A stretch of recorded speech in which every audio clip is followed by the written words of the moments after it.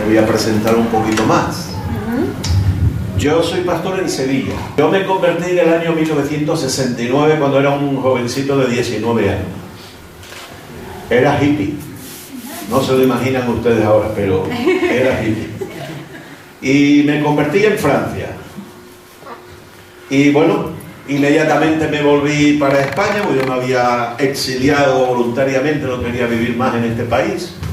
Y bueno, cuando el Señor cambió mi corazón, pues se fueron todas las situaciones aquellas que me habían llevado a irme. Yo iba camino de lejanas tierras, de Afganistán.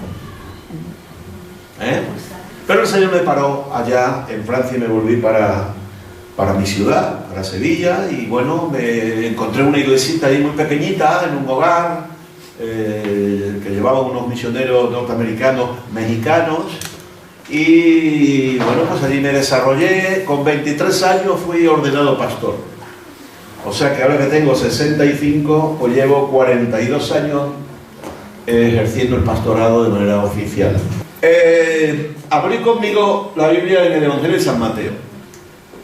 Capítulo 5 de Mateo, 6 y el 7, saben ustedes que es el Sermón del Monte, ¿verdad? ¿Les gusta el Sermón del Monte? Es como el resumen de toda la doctrina y de las enseñanzas de Jesús. Y son una reinterpretación de la ley y de los mandamientos de Dios. Sabéis que Jesús dijo que Él no había venido a abrogar la ley, a quitar la ley, sino a cumplirla y a darle sentido verdadero. Pero vamos a leer primero y después hablamos. Dice aquí que viendo la multitud subió al monte y se sentó. Se le acercaron sus discípulos y abriendo su boca les enseñaba diciendo: bienaventurados los pobres en espíritu, fíjate en ese en, que no es de espíritu, sino en espíritu, porque de ellos es el reino de los cielos. Bienaventurados los que lloran, porque recibirán consolación. Bienaventurados los mansos, porque recibirán la tierra por heredad. Date cuenta que hay un pronunciamiento de bienaventuranza, es decir, de felicidad. Pero a continuación, pues va a mencionar uno de los valores del reino y después un resultado. Bienaventurados los mansos, porque recibirán la tierra por heredad. Bienaventurados los que tienen hambre y sed de justicia, porque serán saciados. Bienaventurados los misericordiosos, porque alcanzarán misericordia. Bienaventurados los de limpio corazón, porque ellos verán a Dios. Bienaventurados los pacificadores, los que fabrican paz, porque serán llamados hijos de Dios. Bienaventurados los que padecen persecución por causa de la justicia, porque de ellos es el reino de los cielos. Bienaventurados seréis cuando por mi causa os insulten, os persigan y digan toda clase de mal contra vosotros, pero cuidado, mintiendo. Gozaos y alegraos, porque vuestra recompensa es grande en los cielos, pues así persiguieron a los profetas que vivieron antes de vosotros. Vosotros sois la sal de la tierra, pero si la sal pierde su sabor, ¿con qué será salada? Ya no hay otro producto que la vuelva a salar. No sirve más para nada, sino para ser echada fuera y pisoteada por los hombres, que es lo que suele pasar cuando un cristiano pierde su carácter cristiano, acaba siendo pisoteado por los hombres. Vosotros sois la luz del mundo. Una ciudad asentada sobre un monte no se puede esconder, ni se enciende una luz y se pone debajo de una vasija, sino sobre el candelero, para que alumbre a todos los que están en casa. Así alumbre vuestra luz delante de los hombres, para que vean vuestras buenas obras y glorifiquen a vuestro Padre que está en los cielos. Hasta ahí vamos a leer. Muy bien. Pues lo que Jesús enseñaba es lo que ya se había dicho, pero ahora cobrando su pleno significado. La frase típica del Sermón del Monte es: oís que os fue dicho. Y él decía: pero yo os digo. No decía otra cosa distinta. Lo que le daba es el verdadero sentido a lo que decía lo anterior. Y eso es el Sermón del Monte. Y miren, el Sermón del Monte comienza con las bienaventuranzas. Y las bienaventuranzas, que como ya hemos dicho antes, es una declaración de bendición de parte de Dios. Bienaventurado significa bendito de Dios, feliz, porque la bendición de Dios está sobre esa persona. Y establece el fundamento sobre el cual está asentado todo el Sermón del Monte. Es decir, los principios, los valores del reino. Porque en el Evangelio de Mateo se habla mucho del reino de los cielos, que es el reino de Dios. ¿Verdad? El reino de Dios es amplio. Nosotros ya estamos en el reino de Dios, aunque la plenitud del reino de Dios será cuando Cristo vuelva y establezca su reino sobre la tierra, su autoridad plena. Pero nosotros ya formamos parte del reino de Dios, porque Jesús, cuando empezó a predicar, ¿qué dijo? He aquí, el reino de Dios se ha acercado a vosotros. El reino de Dios está entre vosotros. ¿Verdad? Y ahora en el Sermón del Monte nos dice todo lo que implica estar en el reino de Dios. Reino de Dios porque el Rey es Cristo. Amén. Reino de Dios porque su palabra es la que impera y es la ley. Pero nosotros no nos regimos por la ley de Moisés, sino por la gracia de Cristo. Pero eso no implica, eso no quita de que hay unos valores que son los que deben de regir en nuestras vidas. Hoy precisamente el problema, y todo el mundo lo reconoce, sean cristianos o no cristianos, sean ateos o no, es que a la sociedad le faltan valores. Le faltan valores. A mí me llama la atención esta gente que no cree ni en Dios ni en nada, pero cuando tratan de los problemas sociales, de los problemas de todo, digo, es que los valores, pero si os habéis cargado al hacedor de los valores y ahora queréis valores. Entonces aquí en las bienaventuranzas hoy lo que vamos a resaltar son los valores del reino de Dios. En el sermón se hablan de muchas cosas. Primero son las bienaventuranzas, lo que Jesús pone como ese fundamento. Se habla de que somos sal y luz de la tierra. Se habla de cumplir la ley, de llevarla a su plenitud. Se habla de la ira, del adulterio, del divorcio, de los juramentos, de la venganza, del amor a los enemigos, del dar, que el dar también forma parte de la vida cristiana, de la oración, del ayuno, ¿verdad? De invertir bien en el reino de Dios. Todos esos son los temas. Y acaba el Sermón del Monte cuando Jesús dice: bueno, si hicierais caso de todo esto que yo os he dicho, estaréis edificando vuestra vida sobre un fundamento firme que es la roca. Y si no hacéis caso, sois libres para no hacer caso. Estaréis edificando vuestra vida sobre la arena. ¿Qué pasa? Que una y otra se ven bonitas, pero cuando viene el tiempo de Vigo, entonces la casa que está sobre la arena se va, se destruye, porque no tiene fundamento. Y la que está sobre la roca permanece. ¿Amén? Sí, Señor.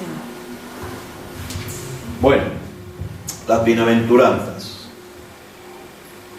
es el resumen de los valores del reino. ¿Cuál es el primer valor? La pobreza en espíritu. Pobreza no de espíritu, porque el pobre de espíritu es que es un poco tonto. No tiene espíritu, carece de espíritu. Por lo tanto, carece de fuerza, y al fin y al cabo es alguien que es llevado de acá para allá, lo lleva cualquiera, lo manipula cualquiera. Eso no es el valor del reino. El valor del reino tiene que ver... Verán, el valor del mundo ¿cuál es? El dinero, la cultura del dinero, del poder económico y financiero.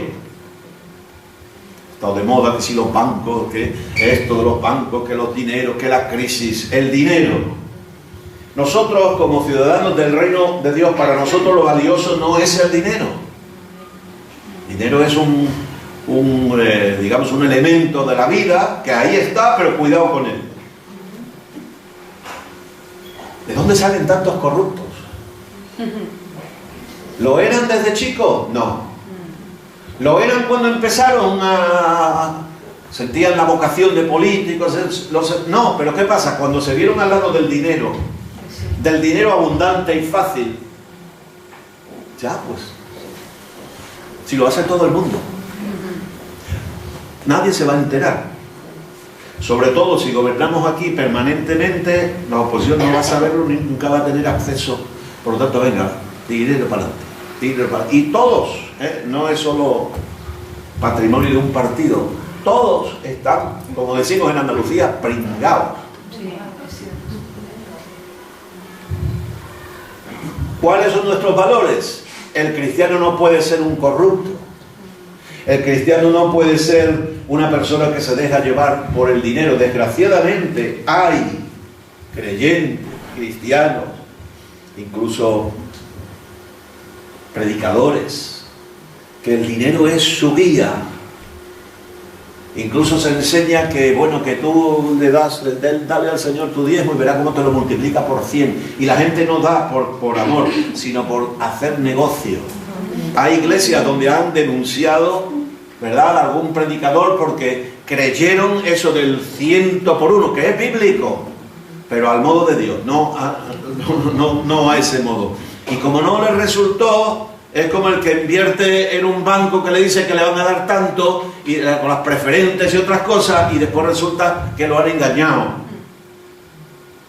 Nuestros valores no están en el dinero, tenemos que ser pobres en espíritu. Puedes tener, y Dios te puede enriquecer, pero en tu corazón tienes que ser pobre. No amar al dinero, porque dice que el amor al dinero es la fuente de todos los males. Entonces, pobres en espíritu. ¿Y cuál es el resultado? Primero, eres libre. El que no está atado al dinero es libre. Si estás atado a 400 euros y te crees que esa es tu vida, entonces si eres pobre de espíritu. Y no hay más pobre que tener mucho dinero, no hay mayor pobreza que tener mucho dinero y no ser nada, ni tener respuesta para nada y ser un infeliz. Hay muchos infelices ricos. Nosotros no estamos contra, y el cristianismo no está contra la posesión de riqueza, porque Dios hay personas a las que enriquece. Y enriquece a aquellos que son capaces de enriquecer a otros. Resultado, lo poseemos todo. ¿Qué dice ahí? ¿Verdad? Bienaventurados los pobres en espíritu. ¿Por qué? Porque de ellos es el reino de los cielos. Y si tenemos el reino de Dios, propiedad nuestra, lo tenemos todo. Gloria a Dios. Amén. Señor.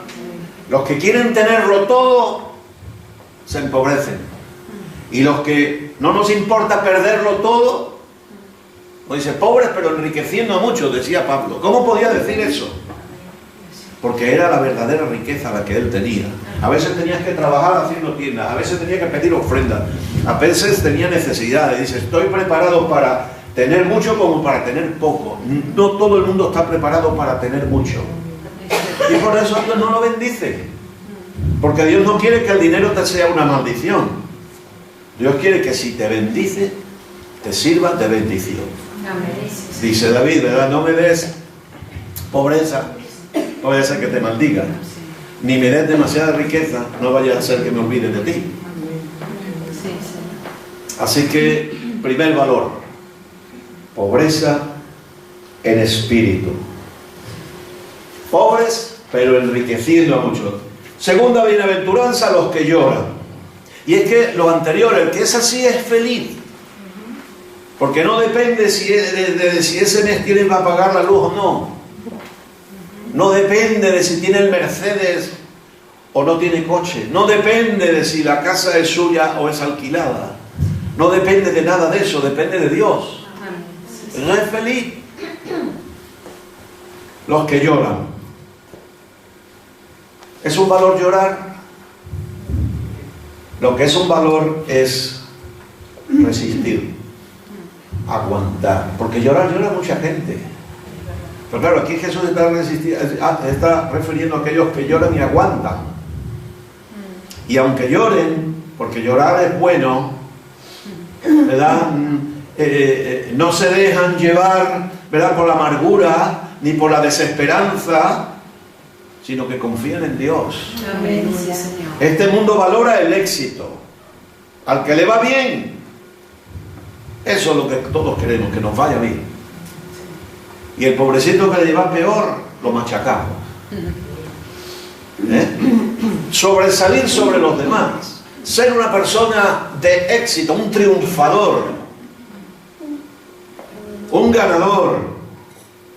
Y el mundo busca lo fácil, lo cómodo, lo indoloro, que no duela. Se ha desterrado el dolor. Cuando el dolor, si no nos dolieran las cosas, acabaríamos muriendo. Porque el dolor es una alarma. Cuando te duele algo, algo pasa.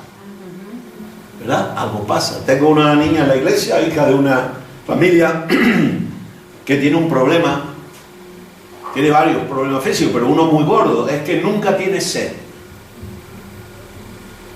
Y si no tiene sed y no bebe, se muere. Entonces los padres tienen que estar dándole agua continuamente, aunque no tenga sed, porque nunca la va a tener.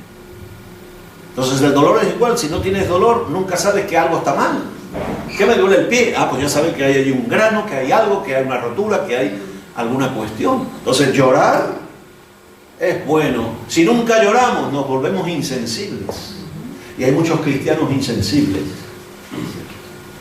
Son sensibles a lo que les pasa a ellos, pero nunca a lo que les pasa a los demás. No saben lo que es llorar. Entonces cuando los demás lloran, mira qué bicho más raro, ¿por qué llora? Es que es tonta, es que es débil, es que no sé cuánto. Bienaventurados los que lloran.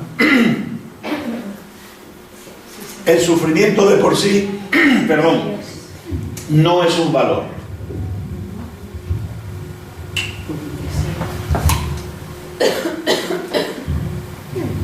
Lo que es un valor es sufrir y aguantar. Sufrir y comprender a los demás. Sufrir y confiar en Dios. Amén.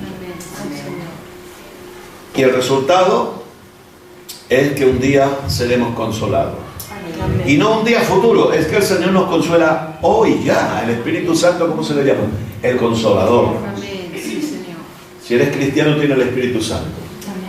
Si lo tienes en plenitud, todavía mejor. Y es lo que predicamos, los que nos identificamos como pentecostales. El Espíritu Santo nos es necesario, y la plenitud del Espíritu Santo nos es necesaria. ¿Verdad? Porque a través, es que no es para hablar lengua, las lenguas son la señal, pero es para ser fuertes en el Señor, para poder ser testigos en Cristo, para poder llevar adelante todo lo que venga. Entonces el Espíritu Santo nos consuela. Pablo habla del consuelo de muchas maneras, ¿verdad? Así que bienaventurados si sois capaces de llorar, porque hay mucha gente que no es capaz de llorar por nada, insensible. Bienaventurados. ¿Y cómo se puede ser feliz llorando? Se puede. Se puede. Se puede. Así que la capacidad de esperar, en esa capacidad de esperar hay respuesta divina y hay consuelo divino. Saber que aunque sufras un poco, ¿verdad?, que aunque llores, hay respuesta y hay gozo y alegría. Es curioso, pero se puede ser feliz y estar gozando cuando uno está llorando también. No es malo llorar. A veces queremos que la gente no llore. Se le ha muerto una hija o un hijo. No llores, no llores. Pues claro que llores, llora todo lo que quieras. Lo que necesitas es que Dios te consuele. Amén. Que Dios te consuele. Y los que lloran en el Señor son consolados. Después tenemos la mansedumbre como valor. Bienaventurados los mansos, la no violencia, la humildad. La humildad. La humildad no se proclama. Yo he escuchado, yo soy muy humilde. Acabas de matar la humildad. La humildad no se proclama, se vive. Y la mansedumbre, ¿verdad? No es estupidez, no es cobardía. Hay personas que parecen mansos porque son cobardes, pero en cuanto te das la vuelta te da la puñalada trapera. Entonces, eso cuidado. La mansedumbre de verdad es, como dice, si te han dado aquí, pon la otra mejilla. Y entonces estás demostrando que eres manso. Si te dan la bofetada y te callas, pero esperas que la persona se vaya y la lías, entonces no eres manso, eres cobarde. La gente pacífica es considerada tonta, ¿verdad? Porque como no dan la respuesta ni delante ni detrás, pues son tenidas por tonta. Y en el mundo, el valor del mundo no es el ser manso, sino el ser agresivo. Yo he vivido en la venta y se buscaban vendedores agresivos y ejecutivos agresivos. Y la agresividad, ¿verdad?, en determinados lugares es un valor. Pero en el reino de Dios, los mansos, los que sin astucias, sin manipulaciones, sin chantajes, ¿verdad?, desarrollan su vida, esos ganan batallas por el poder de Dios. Amén. Porque Dios pelea tus batallas. Amén. No es, como dice, no es con caballo, no es con fuerza, es por mi espíritu, dice el Señor. Amén. Los mansos, los que confían en Dios, que no tienen que levantarse gritando, ni mamporreando, ni haciendo ninguna de esas cosas, ni dando portazos. ¡Ahí voy! Y pega el portazo aquí, esta iglesia está llena de falsos. Entonces, eso es violencia. Los mansos no hacen eso. Y a los mansos heredan la tierra, es decir, al final se quedan con todo. Son los que ganan. Son los que ganan. Los que ocupan territorios. A veces en la iglesia, desgraciadamente, se levantan conflictos, discusiones, pleitos. Vais a estudiar Corintios. Ahí se habla de la iglesia. Y precisamente una iglesia imperfecta.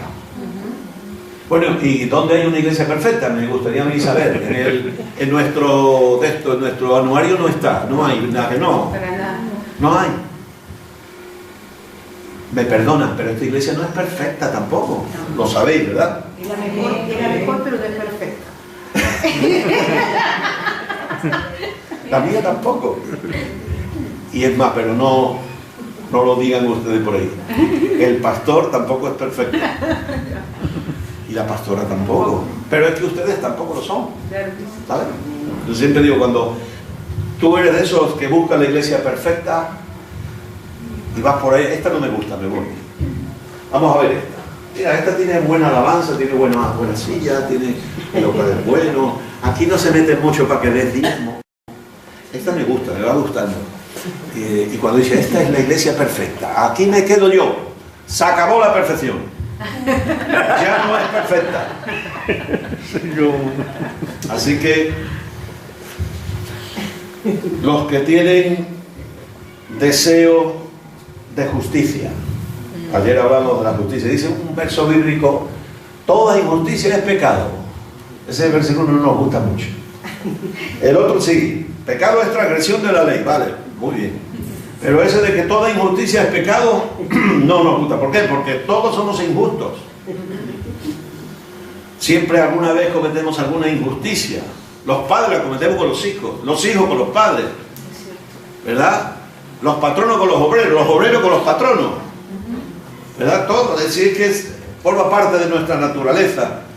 La justicia del mundo no es justicia. Favorece siempre a los poderosos. Es imperfecta y falible, depende del ser humano y a veces es abusiva y cruel.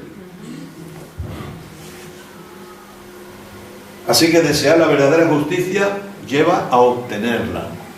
Pero a sabiendas tú de que ni tú eres justo, ni nadie es justo. Dice, no hay justo ni aún uno. Solo Dios es justo. Amén. Sí, Señor. Gracias. En Él no hay imperfección. Él no se equivoca. Nosotros sí. ¿Verdad? Nosotros sí.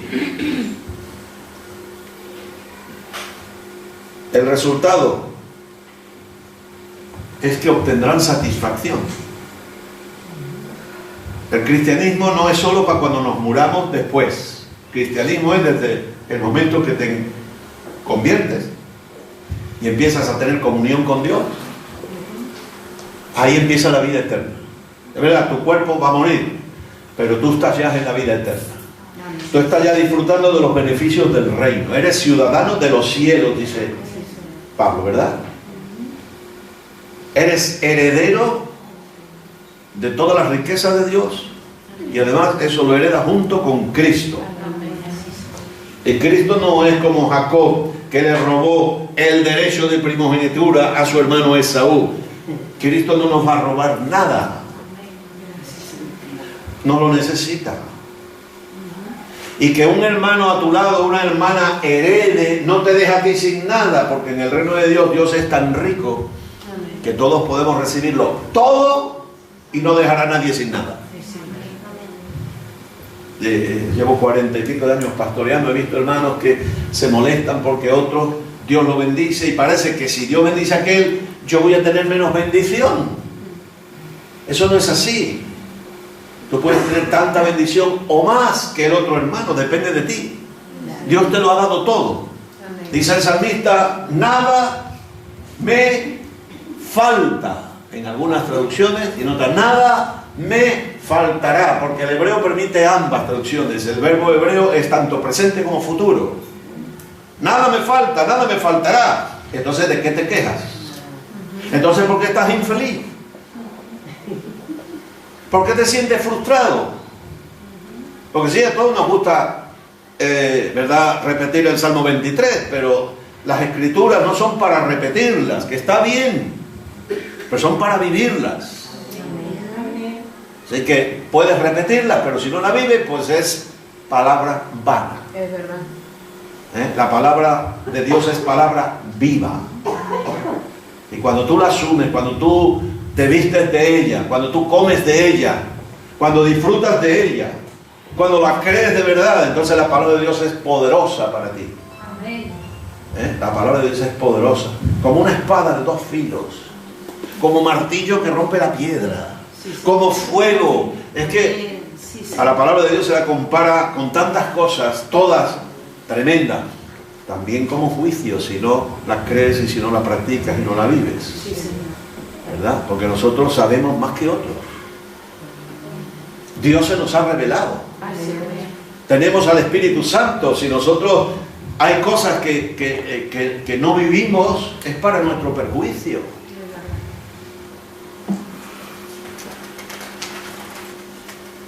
Dice también misericordioso, los misericordios. La misericordia es un valor cristiano.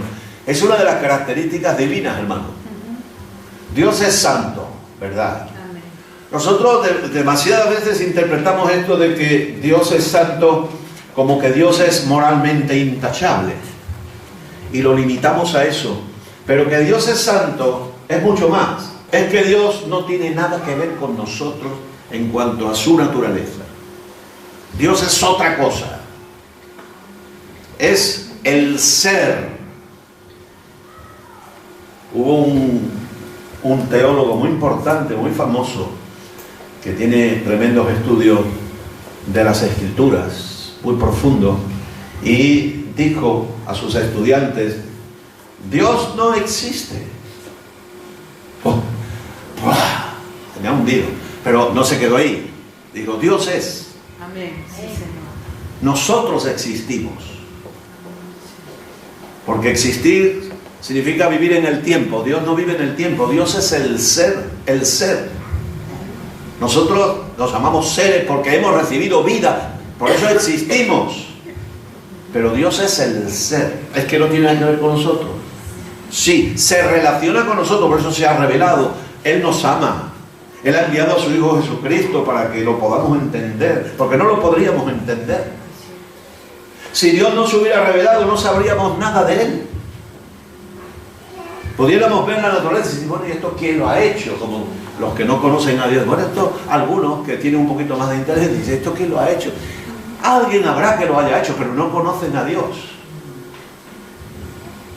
Dios se revela y sobre todo, como dice, nos habló en el pasado con los profetas, las Escrituras. Pero ahora nos habla por medio de su Hijo Jesucristo. Y a Jesucristo lo revela el Espíritu Santo. Amén. Amén. Nosotros nos preguntamos por qué la Trinidad. Es que es necesaria para que Dios, que es Espíritu, pueda estar en relación con su mundo que ha creado, que es materia. Amén. Para revelarse el Verbo, no lo sabríamos, no tendríamos la más mínima noción de Dios. Para actuar en un mundo material, su Espíritu Santo. Y no es que sean formas distintas, sino que la Biblia nos lo revela como Padre, Hijo y Espíritu Santo, da un único Dios, no son tres dioses, pero tampoco son tres maneras de actuar de Dios, sino que son tres entidades, se les llamamos personas, ¿verdad? Que tienen autonomía y a la misma vez están juntos, ¿verdad? Y de esa manera Dios y su creación pueden estar relacionados. No lo entendemos del todo, pero es así.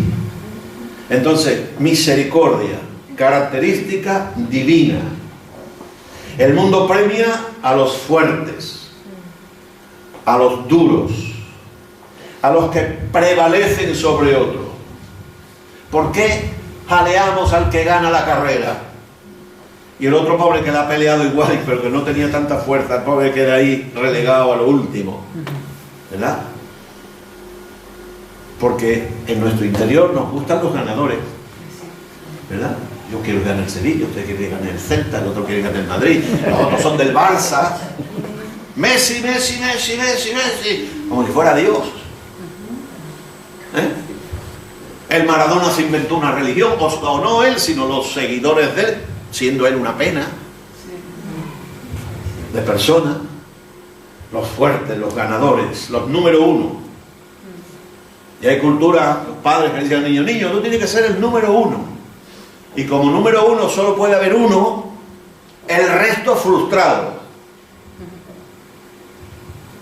Entonces, en el reino de Dios no es así. En el reino de Dios la misericordia es un valor. En el mundo ahí fuera cada uno va a lo suyo.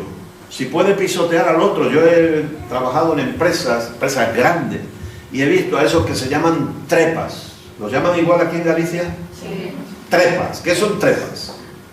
Aquellos que están dispuestos a vender a su suegra, primero la suegra, después a la madre,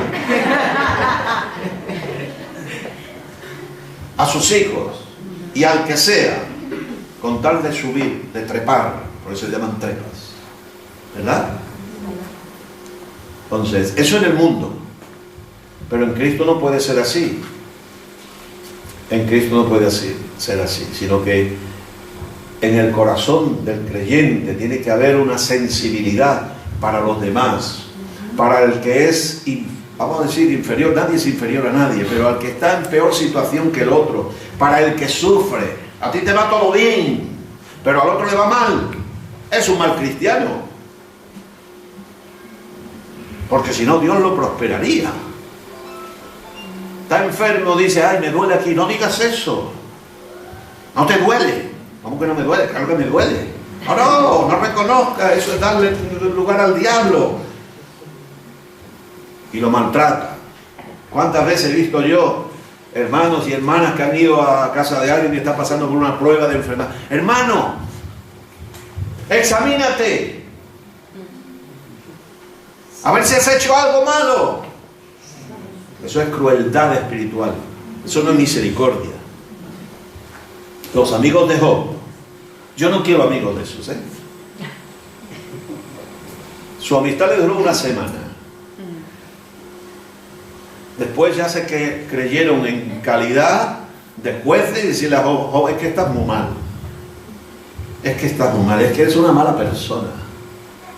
Es que has abusado, es que no sé cuánto, y allí lo machacaban al pobre. No vayas a machacar a tus hermanos, para eso quédate en tu casa. Y otras veces vamos y somos torpes y creemos que tenemos que decir algo, y lo que decimos ofende porque no sabemos lo que hay que decir. Mejor quédate callado, date al lado, ora por la persona. Mira, yo no vengo a decirte nada, vengo a orar por ti y a orar contigo. Misericordia. Y desgraciadamente, hermanos, parece mentira, pero en el pueblo cristiano hay poca misericordia. Hay mucho juicio. Dice la palabra de Dios que la misericordia se gloría sobre el juicio. Es mejor pasarse de misericordioso que pasarse de juez. Porque además ninguno de nosotros tiene derecho a ser juez. A mí me llamó mucho la atención la primera vez que me di cuenta de una cosa, cuando en el Evangelio de Mateo dice que José, porque era justo, quiso dejar en secreto a María. ¿Por qué? Porque se había enterado que María estaba embarazada, su novia estaba embarazada, y él no tenía nada que ver. Cualquiera de nosotros lo hubiera tenido muy claro, esta mujer me ha engañado. Y un judío ortodoxo la hubiera sacado a la vergüenza, como un cristiano ortodoxo lo hubiera hecho igual. Esta mujer es una adúltera, esta mujer es una fornicaria, hay que expulsarla. Y dice que como era justo, no quiso infamarla. Otros dirían, está tapando el pecado. A mí me montaron al principio del ministerio una vez, porque yo era novato, una de esas. Estás tapando el pecado. Estaba pastoreando y estaba tratando el asunto, pero como pastor, no como juez. Y a veces, cuando hay cosas malas en el corazón, salen de alguna manera. Pero esta es la mía. Pastor, la pastora está tapando el pecado. Tú no sabes que está trabajando el pecado, que está tratándolo con la palabra de Dios. Si José hubiera hecho lo de sacar la vergüenza pública, que la apedrearan, hubiera sido justiciero. Pero Dios no nos ha llamado a ser justiciero, que aquí el único justiciero y justo es Él. Y José fue justo, y la Biblia dice que fue justo y que hizo lo que tenía que hacer. Y Dios le habló por medio de un ángel, y el ángel le dijo, mira José, ahora te lo aclaro yo.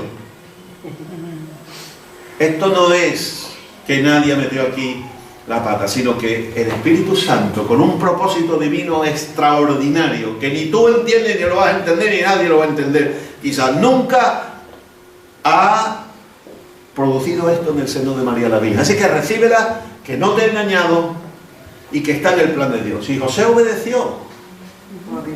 José obedeció, ¿verdad? Porque amaba a Dios y porque amaba a su desposada, y a partir de entonces su mujer.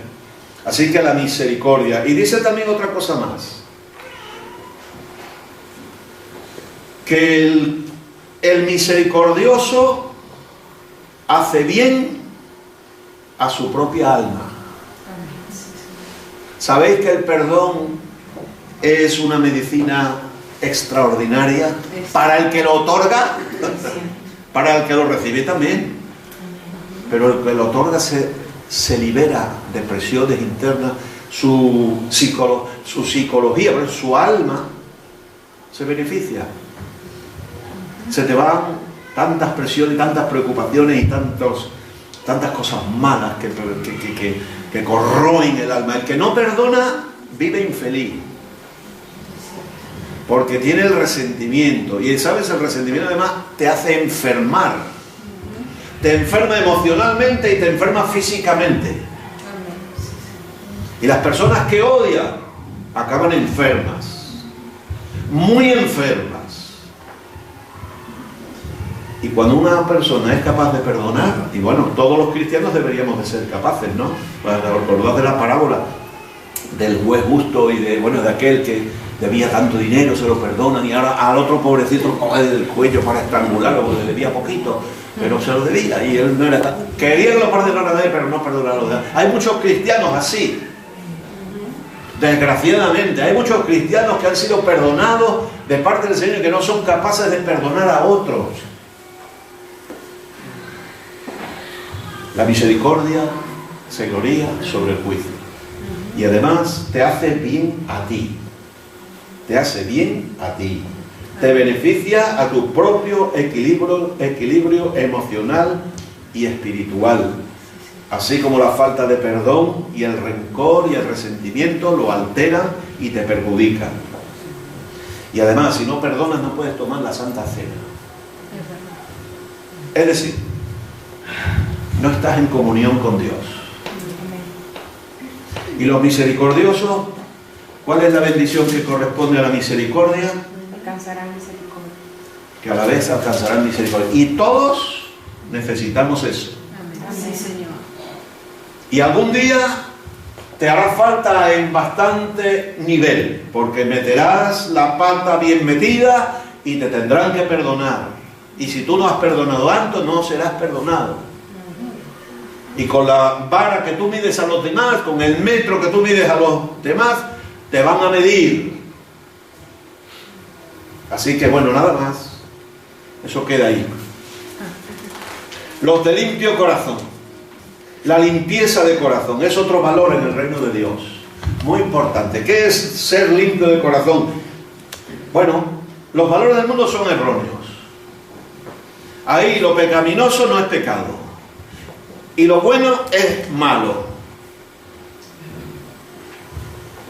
Limpio corazón es no tener en el corazón ninguna semilla de maldad, no pensar en el mal de los demás. ¿Sabes? Dice, piensa el mal y acertarás. Bueno, pues es un refrán del mundo, pero el cristiano, este sermón, este refrán o este dicho lo tiene que eliminar de su vida. Hay hermanos que siempre están pensando mal de los demás. Ven cosas, es verdad, pero no todo lo que ves es como tú lo ves, porque a veces uno ve lo que quiere ver y no la realidad. Además no sabes todas las cosas que hay detrás. No juzgues y no serás juzgado, dice la palabra de Dios. En el Sermón del Monte lo dice Jesús. El creyente tiene que limpiar su corazón de malicia, de mala conciencia también. Y cuando uno tiene mala conciencia, cuando ha hecho cosas malas pero no las ha resuelto, ahí quedan. Ahí quedan. Y hermano, si tu corazón no está limpio, ¿verdad? No verás a Dios. Porque los de limpio corazón verán a Dios. A veces pensamos, bueno, esto ya en el cielo. No, no, aquí.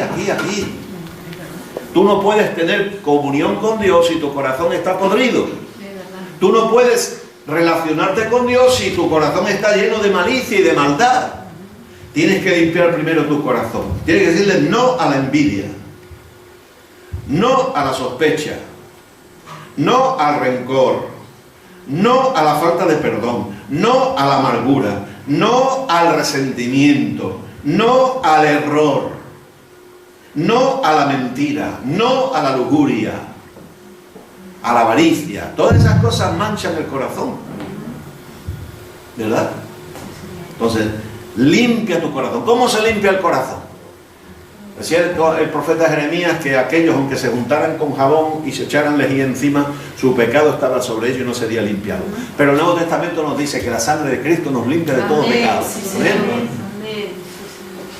No es una fórmula. Sangre de Cristo implica que tú vienes al Señor, pides perdón. Y si has ofendido a otro, vas también y le pides perdón. Y si has ofendido a la iglesia, vas y pides perdón en público. No tienes que pedir perdón en público para todo.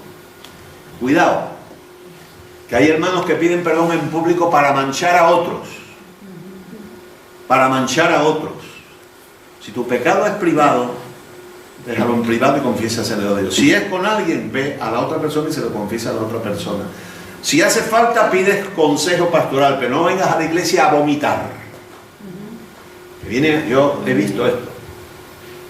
Gente que ha ido a la iglesia a vomitar y se cantan pancho. Ya he pedido perdón. Has pedido perdón y has manchado a media iglesia. Y has dejado un malestar ¿verdad? Impresionante. Entonces, cuidado con los perdones, que sea perdón espiritual. A mí me lavaron una vez los pies y nunca me habían humillado más. Voy a lavarle los pies a un hermano. Sí, tú vas a hacer aquí el paripé de la humildad y lo que estás es humillando a la otra persona, ¿verdad? Cuidado. Entonces, limpio corazón, porque solo con un corazón limpio se puede tener comunión con Dios. Eso de que verás a Dios, no pienses solo en el cielo, es ahora.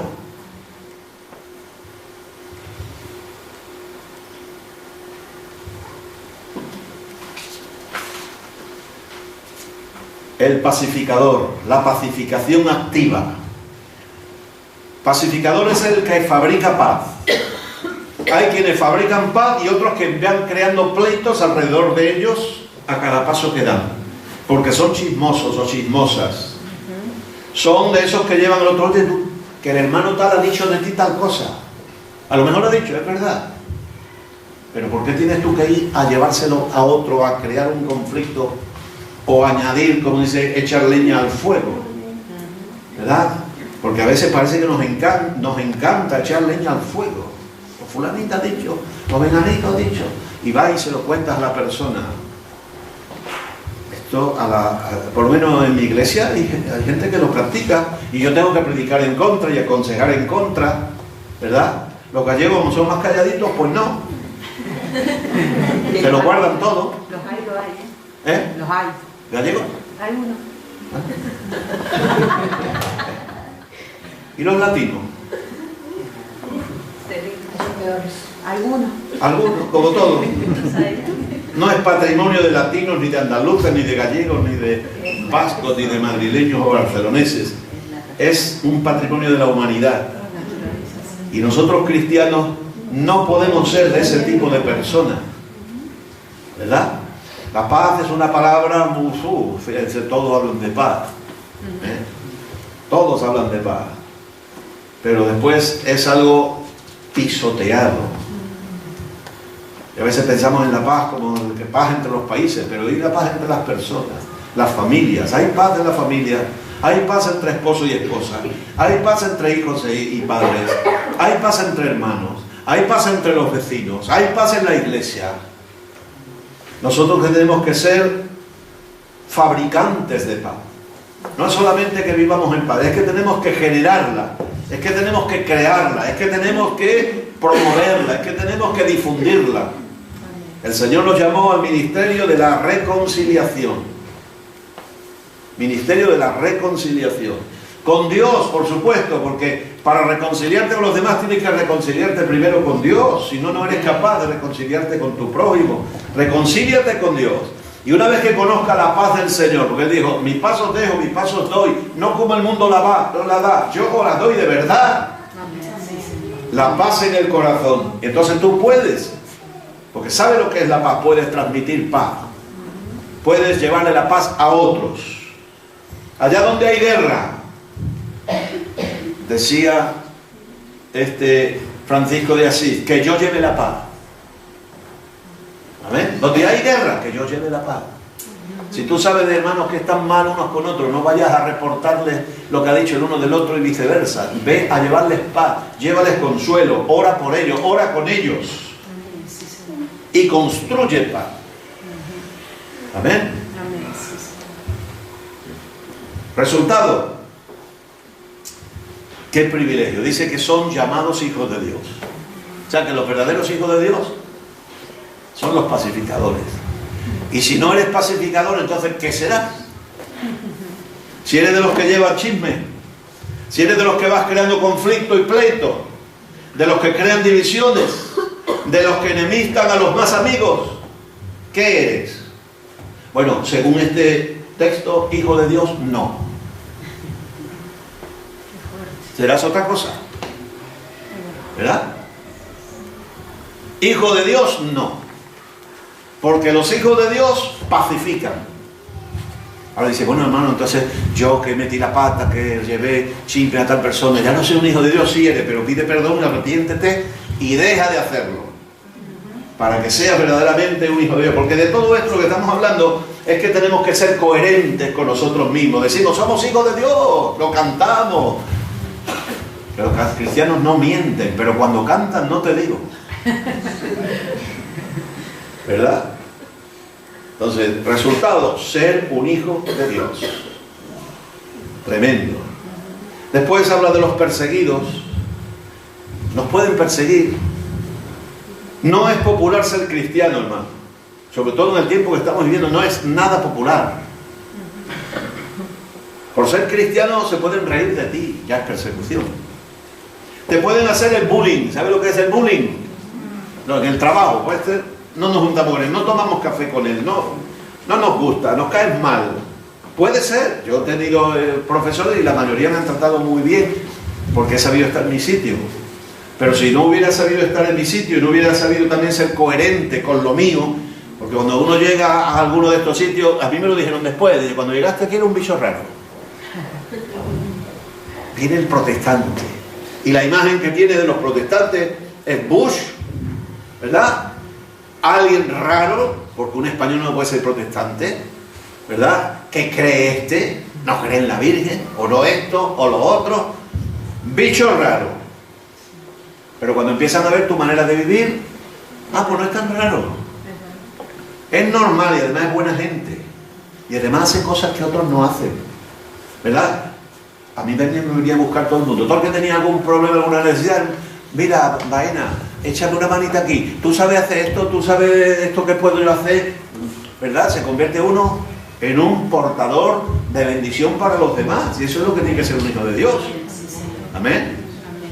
No vivimos solo en la iglesia, vivimos en el mundo, aunque no somos del mundo, pero eso del cristiano aislado en el búnker cristiano, eso no es lo que el Señor quería ni para la iglesia ni para los creyentes. Tenemos que ser personas normales. A mí me enseñaron al principio que el cristiano se distinguía si era hombre porque llevaba pelo corto, no llevaba barba, no fumaba, no bebía, llevaba corbata, muy importante, muy importante, y la Biblia debajo del brazo, ¿verdad? Eso me enseñaron a mí. Después me di cuenta que eso es un religioso, pero no necesariamente un cristiano. Si era mujer tenía que llevar medias, pelo largo hasta los pies, no se podía cortar el pelo, zarcillo, por supuesto que no, pintarse, eso lo hacen las malas mujeres, ¿verdad? Esa era la imagen que muchas veces han tenido los cristianos. Vestirse como en el siglo XIX. ¿Y eso es ser cristiano? Eso es ser, si solo es eso, un actor o una actriz de teatro. Es decir, volviendo a la etimología de la palabra, según el griego, un hipócrita. ¿Verdad? Entonces no, los cristianos no es eso lo que nos hace cristianos. Nos hace cristianos el que nuestro corazón ha sido transformado. El que conocemos el amor de Dios a Dios y a los demás. Sí, Señor. Que no somos injustos, aunque de vez en cuando metamos la pata. Pero se tiene que notar en un comportamiento. Entonces, si nos persiguen, somos bienaventurados. Algunos dicen, llevo 15 años en mi trabajo y qué bien, todavía no saben que soy cristiano. Desgraciado. No sabe lo que estás diciendo. Claro, a mí no me persigue nadie. Perseguidos pero no derrotados. El resultado, ¿verdad?, es que el reino de Dios es nuestro. Tenemos la vida eterna a nuestro favor. Después hablará también de los que nos desprecian, de los que hablan mal de nosotros. Hay cristianos que como hablen mal de él, se suben por las paredes. Deja que lo coja, que voy a dejar el cristianismo a un lado y se va a enterar. Pues si deja el cristianismo a un lado, no eres cristiano. Porque el cristianismo no es un traje que se quita y se pone. No es una chaqueta que se quita y se pone. No es un hábito. El hábito no hace al monje, pues el hábito no hace al cristiano. si hablan mal de ti, también hablaron mal de Cristo. ¿Sabe? Cuando una persona habla mal de él y se pone furioso, es que tiene tanto amor propio, tanto orgullo, que no es capaz de soportar de que alguien piense mal o diga mal de él. A mí me han dicho a la cara, como pastor, gente que dice ser cristiano, me han dicho de todo. Y a mi mujer le han dicho de todo. ¿Verdad? Y a ti igual te han dicho de todo. ¿Quién? La gente de fuera, igual no te importa tanto, pero te lo ha dicho un cristiano. O alguien que dice que es cristiano. Y bueno, como cristianos podemos meter la pata, equivocarnos y pecar. Pero hay que corregir eso. ¿Verdad? De Pablo dijeron de todo. ¿Y quiénes lo dijeron? Gente que se llamaba cristiano. ¿Verdad? Pero Pablo no cogió la espada, ¿verdad? Ni un palo, ni nada, sino que reaccionó como cristiano. Nosotros tenemos que reaccionar como cristianos. Dice, bienaventurados sois si hablan mal de vosotros, pero mintiendo, mintiendo.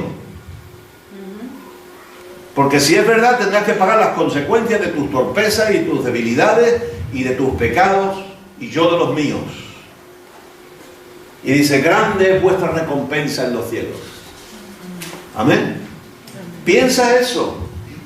No piensen que la sangre te ha subido a la cabeza. Es que me sube la sangre. Pues si te sube la sangre, que baje la sangre también. Que el Espíritu Santo te ayude. Amén. Eres cristiano, piénsalo.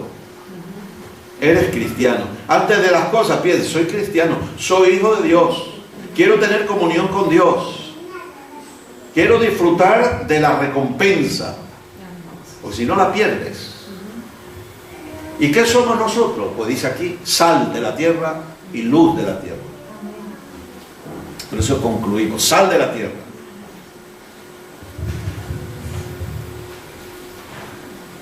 No se trata, porque lo primero que dice es que somos, sois. No pareces. Porque si solo parecemos, somos falsos, como entonces somos la falsa moneda. Parece de verdad, pero no lo es. El billete falso se parece al otro cada vez más, porque los falsificadores cada vez usan técnicas más desarrolladas y el diablo es un experto de miles de años. No se trata de parecer, se trata de ser. Y ser sal significa que la sal tiene que ejercer su efecto. La sal da sabor, por un lado, y además preserva por otro. El cristiano o da sabor a cristiano o no lo es. Lo parece. No es lo mismo ser religioso que ser creyente.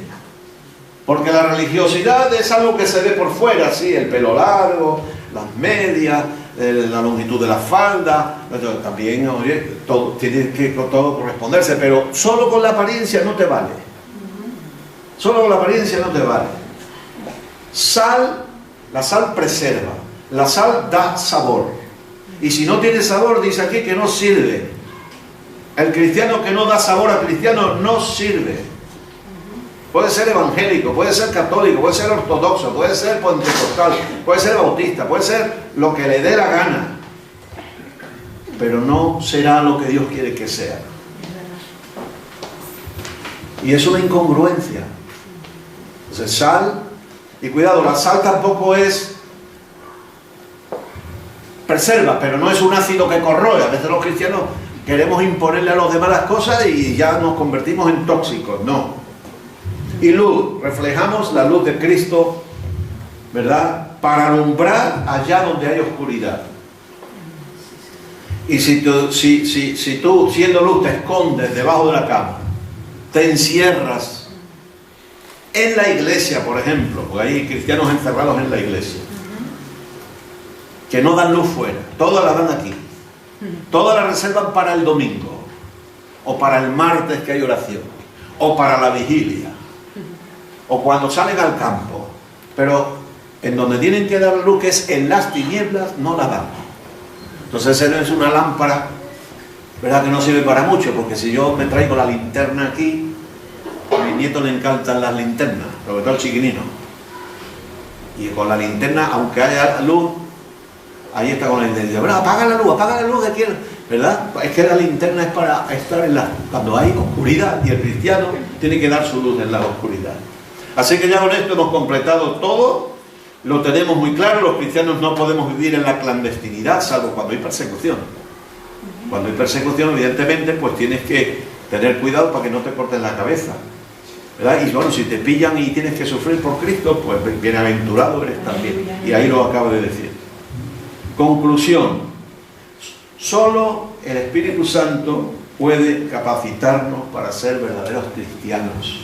Sí, Señor. Porque todos, con lo que hemos dicho, todos aquí somos capaces de malograr estos valores, de no vivirlos, ¿verdad? Todos somos capaces. ¿Cómo lo vamos a lograr entonces?